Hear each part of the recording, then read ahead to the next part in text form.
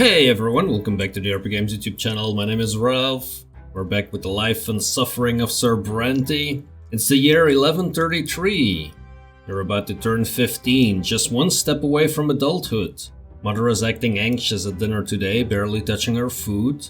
You exchange glances with Gloria. She carefully tells you that she wants to go to the tailor. Mother shudders and her hand clenches into fists. No, don't you dare leave home today, I forbid it. That dirty heretic Fotis is preaching his lies under the silver tree today. Twins willing, I don't want you to hear any of that. You and Gloria glance at each other. Fotis, he's a patriarch, the head of the clergy throughout the entire province. That's the first time you've heard Mother speak like this about a priest, especially such a high-ranking one. Once you leave the dinner table, Gloria comes to your room with a cunning expression on her face, like she's about to play a trick on someone. She has a plan. The two of you should sneak out of the house and go to the silver tree. Simply must hear that sermon for yourself. What's so bad about Patriarch Fotis? Why does Mother hate him so much? You two are grown-ups now. Surely you have the right to know. You agree with your sister. Together you sneak out from under your mother's watchful eye and hurry to the silver tree. Temple Block is full of people from all ranks and estates. There is barely enough room for you to squeeze through the crowd. The crowd is gathered around the very roots of the tree. Gloria suggests that you climb up to the roof of a nearby building, so you can hear and see everything better. Not a moment too soon, from the roof you see a tall, silver-haired priest step onto the platform by the tree, dressed in a common black robe that looks far beneath his rank. Yet he stands like a noble before the crowd. Behind his back is a banner, flapping in the wind, the open book. This is the symbol of the new faith, the crowd whispers. The Patriarch holds his hands up to the sky and the entire temple block grows quiet. He begins his sermon, his vibrant voice rolling across the square. Fotis speaks of a great mistake. We entrusted ourselves to the lots as the only way to fulfill divine providence in this world. For all these years, the will of the twins has been interpreted for us by a single man, Prophet Assassinated. The twins are ever watching from atop the shining pillar. Of this we have no doubt. But how can we so blindly believe that we truly follow their will by following the lots? Have we not seen the 3 lots of Assassinated fail again and again to answer the question of how we ought to live our lives? Have we not seen people change their lot in life again and again, without being smitten by divine wrath? Every person born, whether human or Arachnean, low-born or noble, must find their lot and their way to the gods on their own.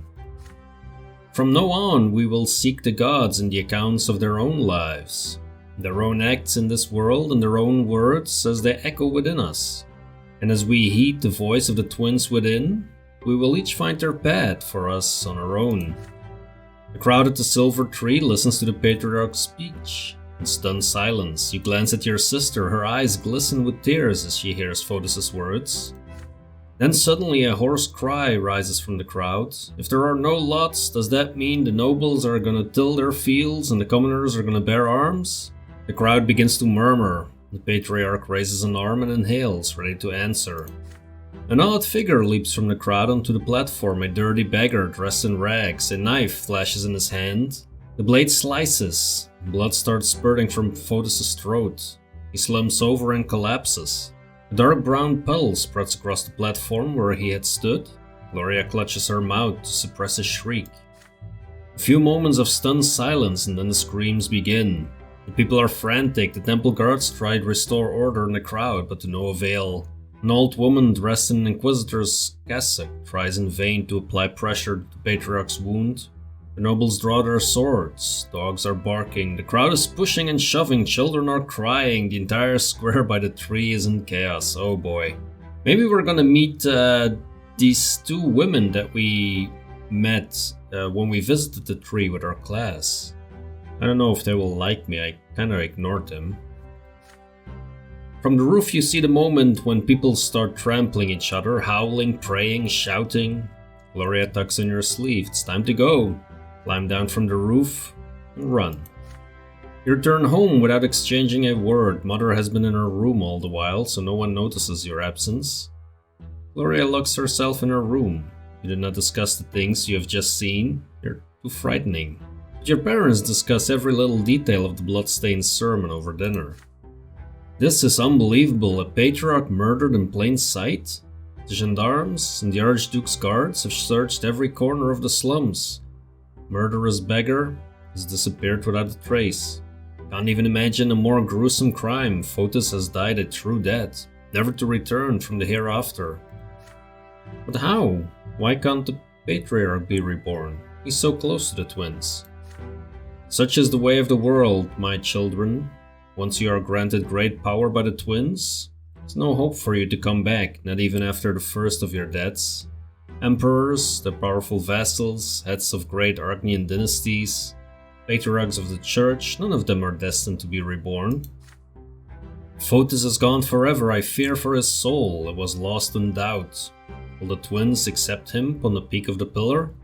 We must pray for the Patriarch, children. Let us hope he managed to return to the true old faith before his moments of passing. There is little hope for that. Okay, so we lose order. Is this our personal respect for the law and stability? Oh, that's for the province even. Wow, okay. Oh, look at that. There is some new doctrines popping up. Oh, interesting.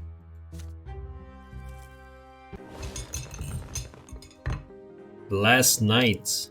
Tomorrow you turn 16. According to Imperial law, you will be a full adult. Your time at Sir Tiber's school has ended. You have studied enough to apply for the Imperial College and learn the judge's trade there. You are to travel to Eterna tomorrow. Your friend Thomas will go there with you to try his luck in the Imperial capital. Mother and father prepare you for the long journey. Remember, son, there is only one goal for you. You must become a student at the Imperial College. Your teachers dragged you through all those books for a reason. You have the knowledge and fervor to be a noble by the mantle as I was, and as my late father was before me.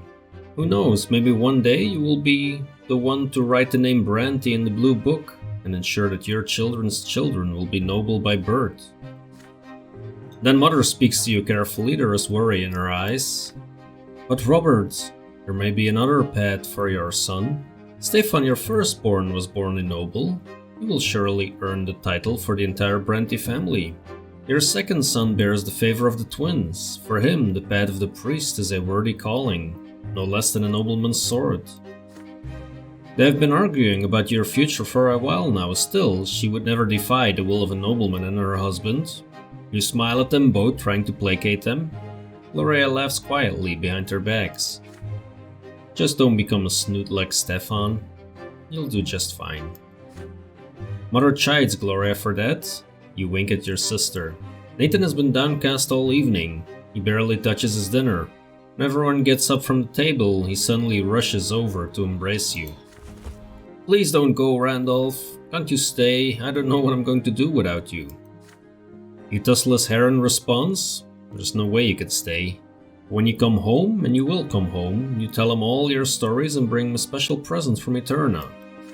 This is it. All your lessons have been learned, all your things have been packed for the road. You will leave the family home tomorrow. The night is your last night at home before your departure.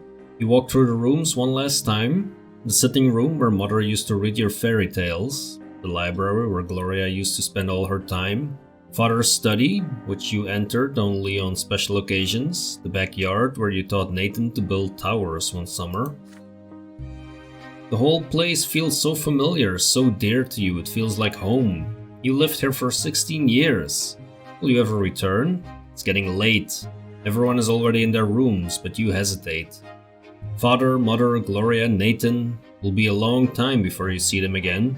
Who will you spend your last few hours at home with? Ooh. Let's see, we can spend the time with father and gain nobility. We can spend the time with Gloria, gain ingenuity. We can spend the time with Nathan and gain willpower. Ooh, that's a tough one. 10 willpower or 2 nobility. I think it makes sense to spend time with father, actually.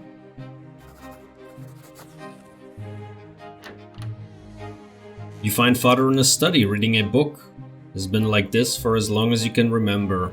Always at his massive desk, surrounded by books and papers and letters, reading and writing. You enter the study. Father looks up from his book, gives you an inquisitive glance. You want to spend the night with him before you leave? Maybe he can tell you some stories about Eterna and his own studies. Give you some fatherly advice. Father smirks at that as though he's plotting something. Uh-oh. Have a seat, son. He reaches into a drawer and produces a decanter filled with rich golden liquid. Oh, he's gonna get me drunk? What kind of a dad are you? Barley whiskey, a nobleman's drink. I think it would be good for you to try it. Father pulls out 2 glasses and pours a little of the liquid into each one of them. You take your glass and bring it to your mouth. The whiskey stings your lips and palate. Father clearly savors the drink. Father tells you a long story about his studies at Imperial College. He had to study among the sons of the richest nobles from all corners of the land. He was but a commoner back then, and he had his fair share of hardships. When you ask him about living in the capital, he says it was difficult, dangerous, full of temptation. You will have your share of time in high society as well. Hope the company of nobles won't lead you astray, son. You didn't go to a boarding school like your elder brother, but I believe a good education and a good family still stand for something. What else can I tell you before you leave? Father recalls the balls held in the capital when he was a youth. He even stands up from the desk and shows you a couple of moves. Oh, look at that, the old man's got moves. Her dancing was incredibly modest. Old bows and side steps, no touching between the dance partners. Then again, he chuckles, those were the days when a fair lady could steal your heart with a single glance. You not. If anything, you know that feeling by now. After he mentions dancing, he starts speaking of something he has never mentioned to you before. Stephan's late mother and his first wife, Amalia El Borne. You listen to his every word, surprised by this show of trust. Oh, Amalia El Borne was the noble bird of prey of Enizotti. The ballrooms were her hunting ground. Everyone thought they could tame her. Your grandfather saw her just once, and then he was off to Baron El Borne to negotiate the marriage. I was impressed by her, so proud of myself, and yet I expected Amalia to be reborn after childbirth, but it did not happen. When I recall it now, after so many years, I see that the gods arranged it this way. Otherwise, I would have never started a family with your mother. Oh, how much I had to suffer for marrying Lydia. She alone is the true heart of her family. The sun is about to rise. He should rest before the long trip. Before he leaves for his bedroom, Father embraces you tightly. So proud you're an adult now, son. You're capable of achieving so much. Always remember that. You get into bed, your head spinning slightly. Yeah, I'm sure it is. This midnight talk with Father, was it about your future or his past? Regardless, it will remain in your memory for years to come.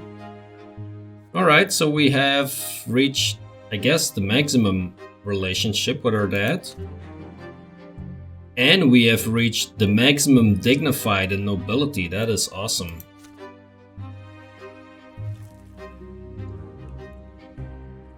You leave the family home for a long time. Your future awaits you in Eterna, the capital of the Empire.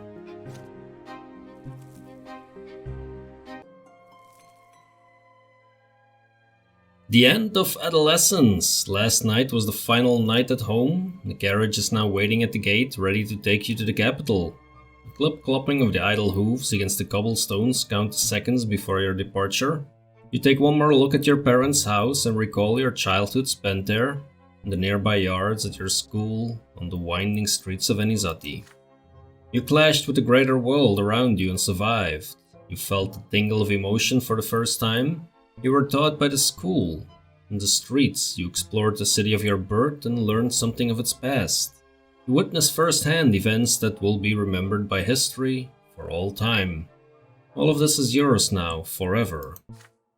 You saw death, lesser death followed by rebirth, and the true death that takes and never gives back. You saw death lying in wait to strike the unaware, like a beast stalking its prey.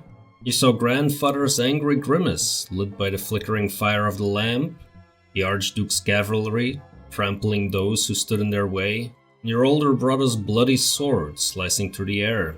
That has followed you from a very young age. And yet you live on. You have a friend who has been by your side all these years. Thomas taught you many things. How to take a hit, how to keep your word. how to remain true to yourself. Also, how to dish out a couple of hits. Now Thomas is walking to the same carriage as you, with a heavy bag slung over his shoulder. Your friend will remain your companion for the time being. Ahead of you is a long trip towards the capital and adulthood. For the first time, you will be away from your family and home. What awaits you in the future? I sincerely hope girls.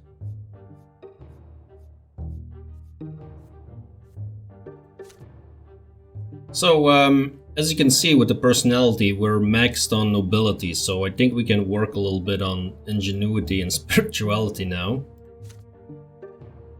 We do need a bit of willpower. We died only once, which is a surprise.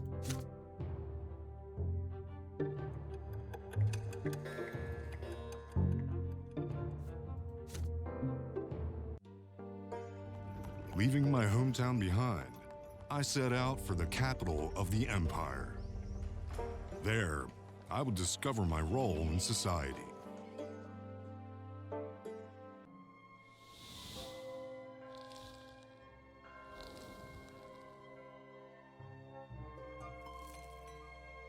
Quite curious to see what is gonna happen in the capital. The driver flicks the reins, the carriage slowly sways as it starts moving away from your home. You stick your head out the window and wave goodbye to your family. Nathan is running after the carriage with Thomas's younger brother in tow, tears glistening in their eyes. It hurts to leave your home behind, but ahead lies Eterna, the Imperial capital. You've often read about it and heard stories from Father and Stephan. It's a city that surpasses Anisotti enormously in terms of size, age, wealth and beauty. What's it really like? What kind of life awaits you there? What will you learn there? Where will your actions take you? You pass the old walls of Anisotti. Somewhere within them is the old fortress you and Thomas built together out of old wooden planks, now left to the care of your younger brothers. You two are adults now. Perhaps your fortress will crumble, now abandoned. Perhaps your brothers will continue what you started, who knows? You look down at your hands, knuckles covered in scars from street antics. Yeah, I'm a brawler. Fingers stained with ink. The Brawler Poet, that's my nickname. Mother gave you a cross to wear away from home. Now you can feel its warmth against your chest. Your family counts on you, even though they all wish a different future for you. But they are behind you now in Anisotti. At this point on, only you will decide which road you will take. I've been doing that for a couple of years though. This is the journey you prepared for throughout your entire childhood. Ahead of you lie many years in the capital, years that will determine your fate and place in society. We gained some new personal qualities. Let's see, so these are the personal qualities in adulthood which you will use for the rest of your life. They are the sum of the qualities that you have gained in childhood and adolescence. Oh, that is cool. For most skill checks, you will need a value between 10 and 16. Value 17 or 19 are required for rare and especially difficult choices. The maximum value 20 only gives you a chance for one extraordinary deed.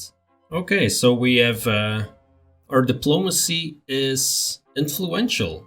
Proficiency in the laws of the empire as well as your connections and influence among the ruling elite and high society. It affects your ability to negotiate with people of importance. Oh boy, this is gonna hurt when we look at our ingenuity. That is non-existent. Yeah. Naive, yeah, that is a good word to describe me. The ability to influence people by the way of deception and trickery and use them to achieve your goals. Yeah, that is not me. How about fate? Theology, I'm a neophyte. Proficiency with sacred texts, comprehension of the divine law, and the ability to construct and defend your own interpretation of the fate. Well, I only excel at being a noble, it looks like. I'm a dangerous enemy, look at that. Oh yeah.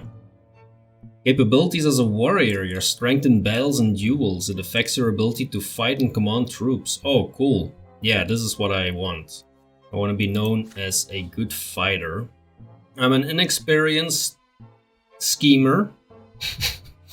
which is fine. This is my talent for inciting riots, organizing ambushes, and plotting murders, assaults, and sabotage. Oh, that's a pity. I wouldn't have mind plotting murders. And then I am tongue-tied. This is my ability to instill fate, to guide and lead people with your speeches. Okay.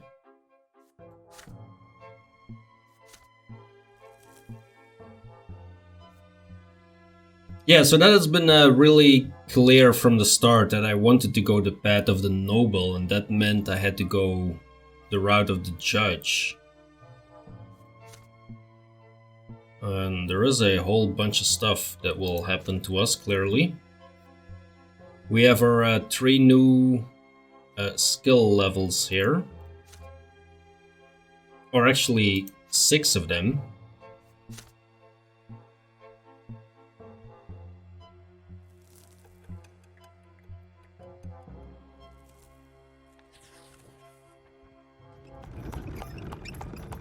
Takes a whole month to reach Eterna. Oh my goodness.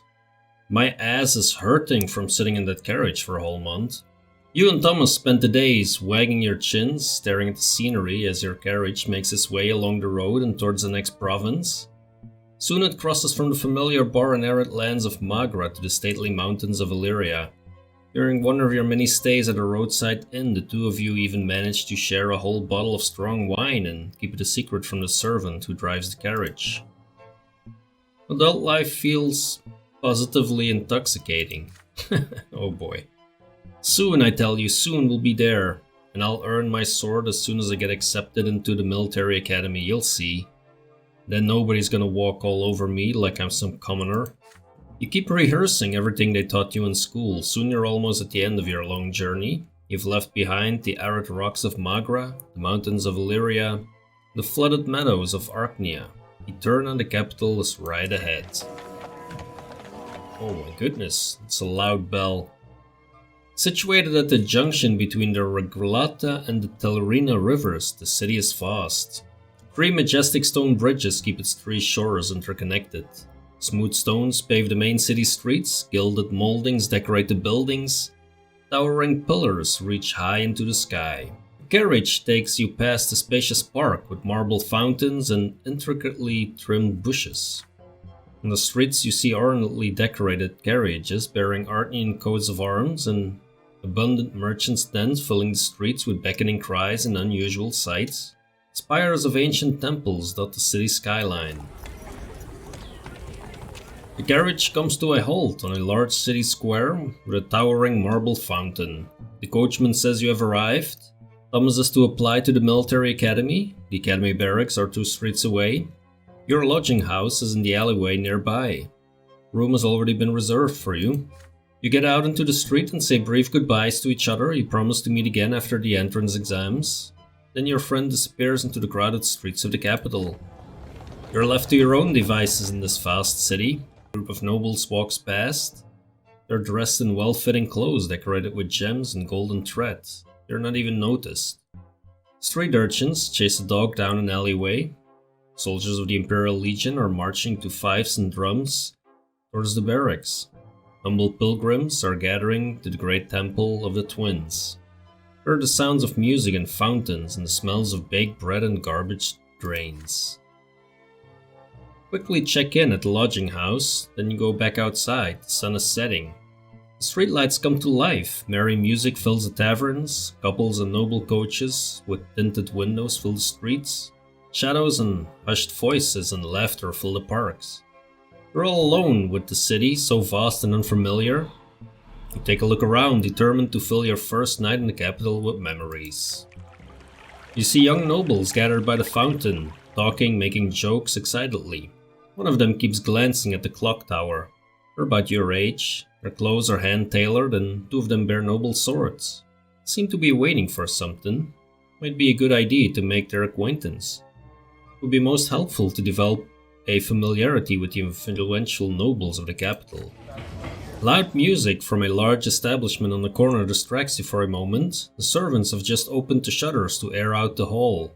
Seems there will be a gathering inside. People from various estates greet each other as they take their seats. Servant by the door of the establishment hails you. Sir Gert Arkwright will be making a speech about the rights of the common estate. If you wish to listen, you better get inside quickly. Then you look at the great temple of the twins at the far end of the street. The pillar shines in the evening dusk above it. Temple gates are open and worshippers are flocking inside. There are too many people for an ordinary service. There must be something important. What do they preach here in the capital? What do they say of the new faith and the teachings of Patriarch Fotis? You snap out of your reverie when you hear loud laughter. A group of young men dressed in the colors of the Imperial College have made the acquaintance of several lovely girls. They are making their way down the road, united by merriment. Here we go! One of the girls smiles at you. It's an invitation to join them. They turn the corner and walk away. You can still hear their voices ringing and echoing through the street. Night of revelry and jolly, loud fun doesn't sound half bad. This is your first night in Eterna. No matter what you choose, you will remember it for a long time to come. Okay, so if we meet the noble youths, we're gonna lose willpower, but we're gonna gain manipulation and diplomacy. Diplomacy is the one that I need. If we're gonna listen to the speech, we're gonna gain eloquence and manipulation, lose willpower. We can gain theology and eloquence when we visit the temple. We can gain 10 willpower if we run after the students. I'm gonna run after the students. I mean, I was gonna go for the girls, so here we go. The students' merriment is infectious. You join their group. They're almost your age, maybe 1 or 2 years older. You see so many faces and soon you're in a tavern somewhere in the city getting to know so many people at a massive table.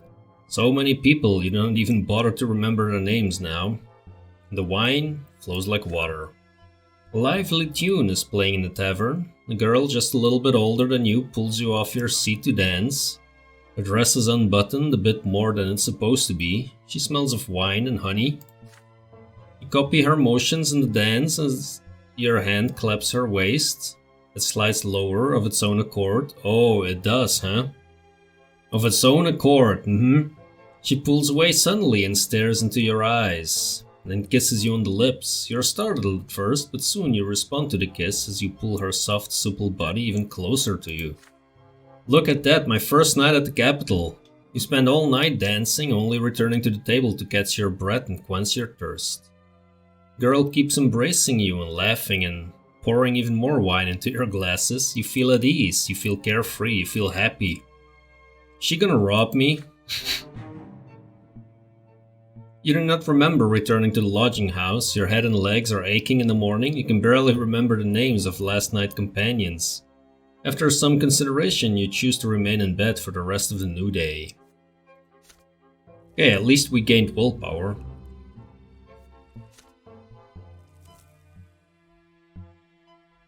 This might prove to be quite important in upcoming events.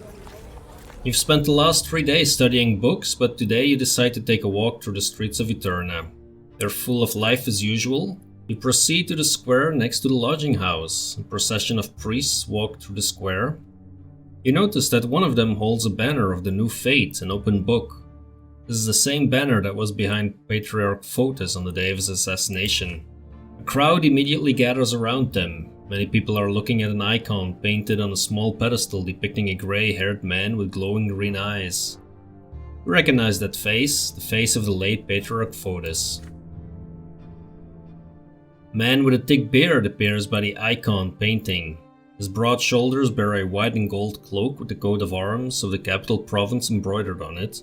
He is Luke, Patriarch of Arknia. He casts a stern gaze over the crowd. I speak to all who live within the sight of the shining pillar. Exactly 1 year ago we lost Fotis, Patriarch of the Magra province, mentor of the new faith. Patriarch Fotis was the first to see the books of Isacius for nothing but the words of a man, not the words of the twins themselves. He was the first to tell people to seek the paths to the gods in their own hearts instead of blindly following the lots. To seek answer in the lives of the twins, in their own hearts, rather than the words of priests. Through Patriarch Fotis we were able to see the truth. Through his death, we saw that his words are not heresy. They are the truth that used to be obscured by Asasius' lies.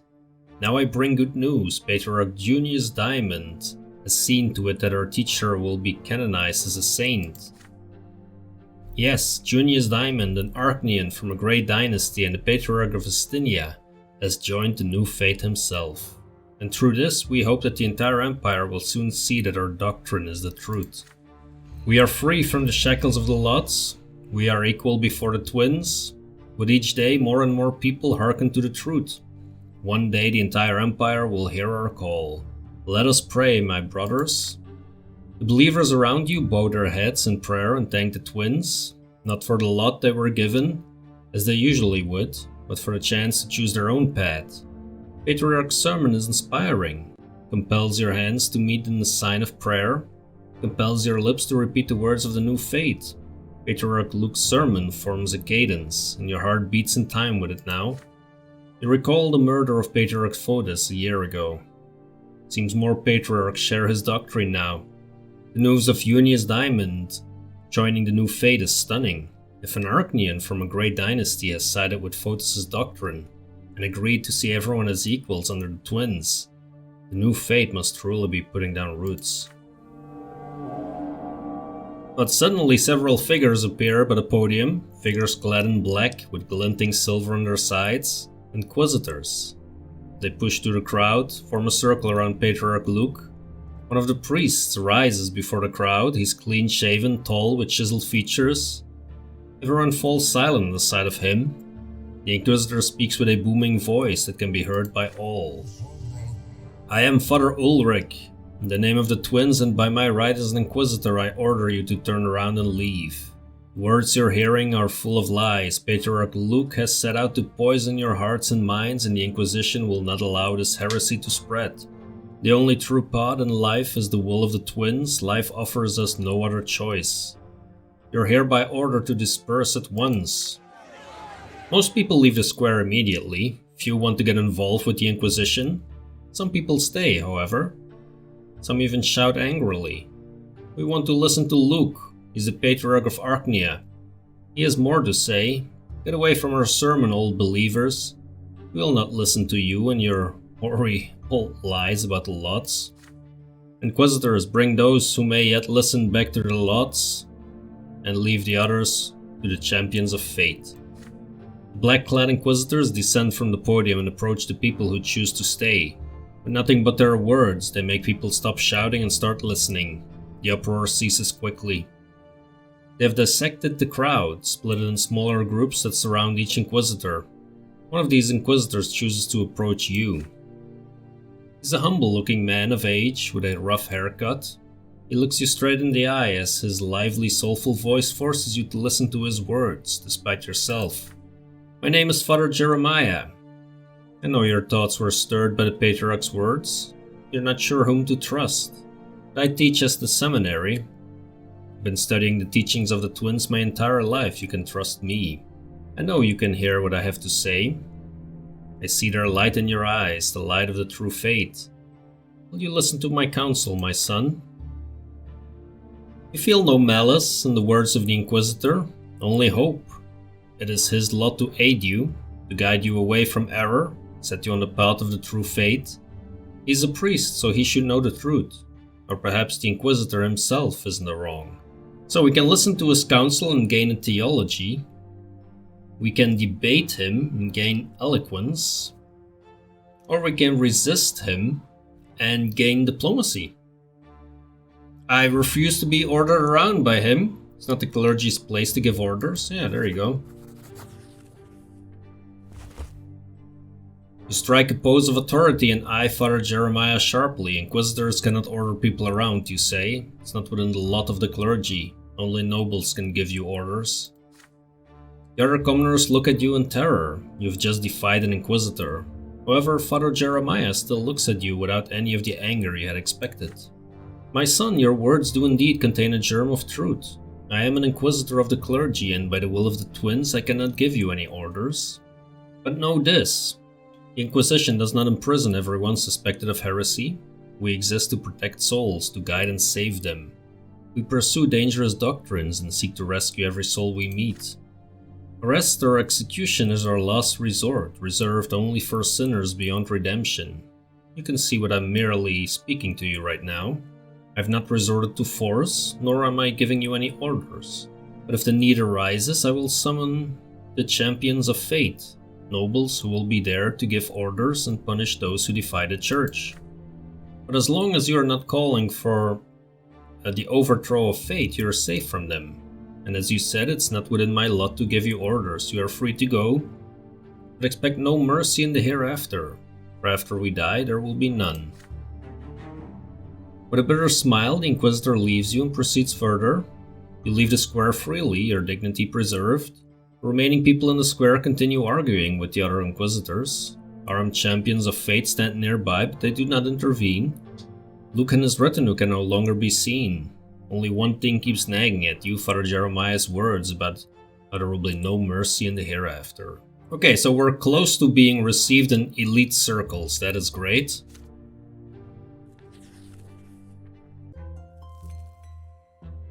And I think I'm gonna put a cut in the video right here. If you're enjoying the content, hit that like button.